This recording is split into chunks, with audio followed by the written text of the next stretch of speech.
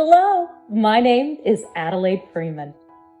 You should realize in this day and age, it is so important to learn how to grow your brand's social media presence and to learn what factors affect your audience engagement rate. Now, another reason to learn audience engagement rates in general is it will help you determine the perfect influencers to partner with for your upcoming campaign. I have created this video for you to learn the top key points that affect audience engagement rate. The first point is posting frequency. Now, if you are posting too often, then your engagement rate will likely decrease. The reason for this is that people, they can get annoyed and they can feel like it's just a bit too much of a chore to support all the content that you are creating. But on the flip side though, now data has shown though that posting only about 2 to 3 times per month, it doesn't necessarily decrease your engagement either, but what you will find though is that it's very difficult to build a sense of community when you're posting this little. Now the second point is controversial and thought-provoking topics for the win. Because these topics, they tend to always increase and have a high engagement rate. You should stir up genuine conversations with your audience and you should ask them thought-provoking questions. See, the goal is not only to, yes, you want to increase your engagement rate, but to ultimately immerse your audience into your brand even further. Now, the third point is inconsistency in engagement rates of different posts. Now, that's a huge red flag. Now, if one of your posts, it has a high audience engagement rate, while the next post has a drastically much lower audience engagement rate, now this is definitely a cause for concern. Just a note though, that even a slight difference from a post to post, now that's not as big of a deal, but a large difference, say ranging from 300 likes to 1,000 likes between posts, now that's definitely a concern.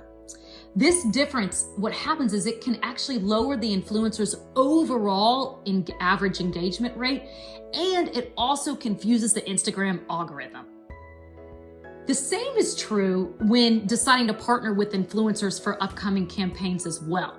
See, now if an influencer has a consistently high engagement rate, then yes, you would feel way more comfortable partnering with that influencer as you know what type of results to expect. The next is do not buy those fake followers because they will hurt your audience engagement rate. See, fake followers are one of the largest red flags to brands and marketers. Buying fake followers hurts your audience engagement rate. As your following grows, so should your engagement around your content grow at the same time or even a much higher rate. And plus, Instagram is getting really good at recognizing fake followers. And so they're starting to really crack down on this and they could penalize you too as well. So what I suggest is stick to creating high quality and thought-provoking content with engaging captions and strong call to actions. Trust me, your audience will appreciate you for this.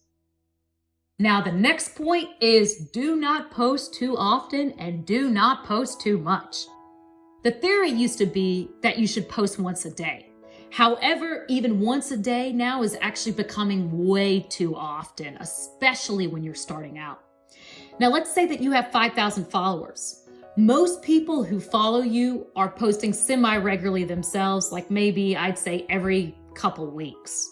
If you're one of those people on another person's feed status who posts daily, that person will eventually start to tune you out and they'll actually stop engaging with your post. So then what happens is that Instagram detects this. They detect when your content is not being engaged with anymore. And what happens is Instagram then prevents your post from being displayed in the Explorer feed. And Instagram even then pushes your content further and further down the timeline where it's engaged with less and less. So here's an example. Do you have a significant other, or do you have a family member, or do you even have a romantic crush where you're constantly liking and engaging with their content? their posts will actually appear first in your feed. Someone else where you're always scrolling past and you're never really liking their posts, now these posts will be shown much less on your feed. So your goal is to be that special someone to as many followers as possible.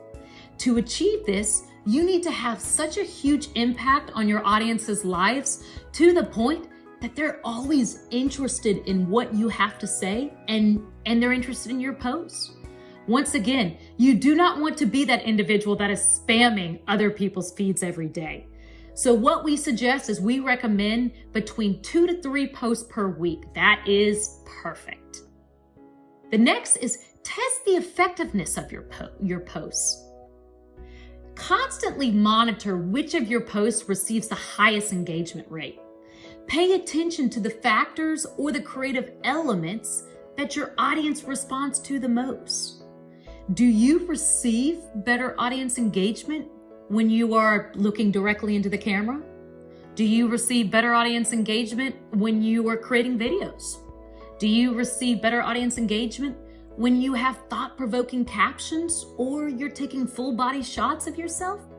Now, all of these factors do affect your audience engagement rate, and it's important that you monitor and pay attention to your analytics to determine which type of creative factors and which type of tactics your audience responds highly to.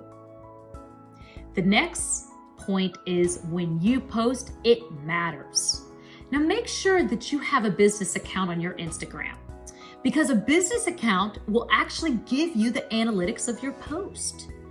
And these analytics are so important as they also let you know which days of the week and time windows you have highest audience engagement. Now, once you know this information, make sure that you are posting 1 to 2 hours before your highest audience engagement window. Now, this ensures that you will get enough time in the spotlight before your peak window when your content really takes off. The final point is video content always gives highest audience engagement. Marketers and brands, they are so quick to realize and to learn that video content is extremely crucial to spread brand messaging effectively. Video strategy is an excellent way to increase audience engagement, and it's an excellent first step in introducing and immersing your target audience into your brand. Video can also be used for Facebook ads as well. Now, here are the top 3 benefits of video content. The first is it increases user dwell time. Videos are an excellent way to educate your target audience and to increase user dwell time with your brand messaging. Now, the second is according to the Wizall December 2008 survey, 83% of marketers say that video actually gives them a better return on their investment. 68% of people say they would rather learn about a new product by watching a video. And 84% of marketers say that video has increased traffic to their website. Not only is video for entertainment purposes these days, but also for users to watch informative and educational brand messaging. Thank you so much for watching these videos. I really hope that this video today has been very, very informative for you as an influencer of your brand, and also to give you things to consider and look out for when you're looking for influencers to partner with for your upcoming campaign. All right, stay tuned for future videos where we talk all things influencer marketing.